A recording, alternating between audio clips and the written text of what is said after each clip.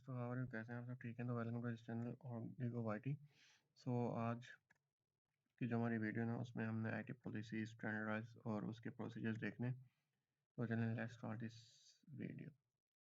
तो आज की हमने इस वीडियो में इस लेक्चर में हमने देखना है कि आईटी की जो है ना इंफॉर्मेशन टेक्नोलॉजी की पॉलिसीज़ क्या हैं, उसका स्टैंडर्ड्स एंड उनके जो प्रोसीजर्स हैं वो क्या हैं इन द इंफॉर्मेशन सिक्योरिटी में, क्योंकि हमारा टॉपिक चल रहा है इंफॉर्मेशन सिक्योरिटी का।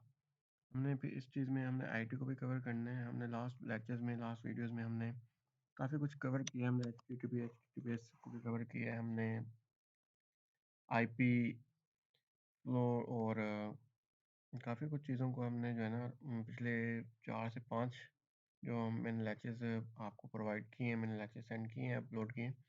तो उसमें काफ़ी कुछ हमने इंफॉर्मेशन सिक्योरिटी के बारे में देखा। हमने अटैकर्स भी देखा, हमने वायरसेस भी देखे कि वो वायरस किस तरह से कंप्यूटर पे अटैक करते हैं और किस तरह से हम उन अटैकर्स को मतलब उनसे बच सकते हैं। वो तो जो आज की हमारी वीडियो ना वो ये है कि आईटी पॉलिसीज़ क्या हैं, इनके स्टैंडर्ड्स क्या हैं और इनका प्रोसीजर क्या है। तो सबसे पहले देखते हैं पॉलिसी का मतलब क्या है, स्टैंडर्ड का मतलब क्या है और प्रोसीजर का मतलब क्या है। तो व्हाट मीन्स पॉलिसीज़? मैंडेटरी है, हाई लेवल है, नॉन स्पेसिफिक भी है, मतलब इसमें हाई लेवल भी आता है, नॉन स्पेसिफिकेशन भी आती है। These are high-level documents signed by a person of significant authority, such as a corporate officer, president or vice president.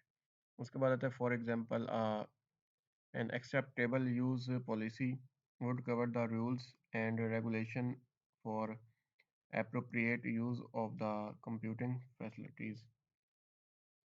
Standards अगर हम इनकी mandatory देखें तो these are mid-level documents to ensure uniform application of a policy. After a standard is approved by management, compliance is mandatory. All standards are used as reference points to ensure organizational compliance. For example, you might have a standard that describes how to harden a Windows 10 workstation for placement on an external DMZ network. People must follow this standard exactly if they wish to connect to Windows 10 workstation on an external network segment. Describes a specific use of technology. All laptops are Windows 10 64-bit 8 gigs memory. उसके बाद हमने देख लिया कि policies and standard क्या है। उसके बाद हमारे पास आता है गाइडलाइंस, मतलब नॉन मैंडेटरी। जो हमने देखा है वो मैंडेटरी था, अब हमने क्या देखना है, guidelines non mandatory. Recommendation, directory suggestion on how you would to do it. These are intended to provide advice pertaining to how organizational objectives might be obtained in the absence of a standard. Example of guidelines is programming style. Guidelines are guideline is not mandatory, rather a suggestion of a best practice. Procedures mandatory क्या है, low level step by step guides specific भी है।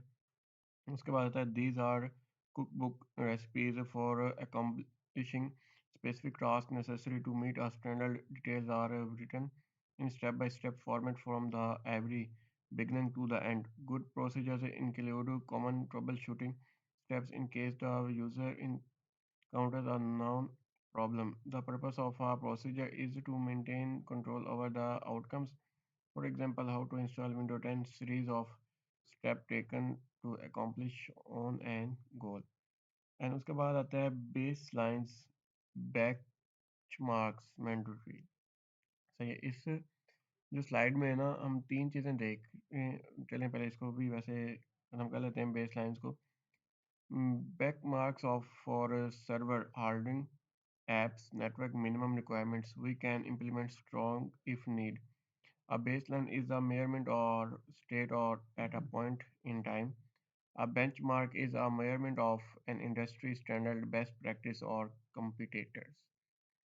इस slide में हमने 3 चीज़ें देखी हैं, गाइडलाइंस, प्रोसीजर और बेसलाइंस।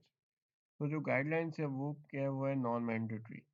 उसके बाद हमने प्रोसीजर और बेसलाइन देखा, तो प्रोसीजर्स और बेसलाइन सेम ही है, मैंडेटरी है, और लेकिन इसमें थोड़ा सा फ़र्क है। जो प्रोसीजर है वो low level step by step guides करता है हमें, और वो हमें स्पेसिफिकेशन भी बताता है एक एक चीज़ की। बट जो बेसलाइन है ना, तो इसकी जो मैंडेटरी, इसमें क्या है, इसमें सर्वर हार्डवेयर और इसमें आता है ऐप्स नेटवर्क, ये क्या है, इनकी मिनिमम रिक्वायरमेंट्स हैं और ये सिर्फ इम्प्लीमेंट क्या करता है, ये स्ट्रॉन्गर डाटा को करता है। इसमें क्या किस चीज़ की ज़रूरत है, स्ट्रॉन्ग डाटा की नीड होती है, जबकि प्रोसीजर्स में ऐसा नहीं है। और गाइडलाइंस तो वैसे ही नॉन मैंडेटरी थी, उसमें आप डिक्शनरी सिचुएशन और ये चीज़ें तो मैंने आपको ऑलरेडी बताई हैं। So thanks for watching this video and I hope you will enjoy this video and we will meet you in the next lecture. So Allah Hafiz and take care.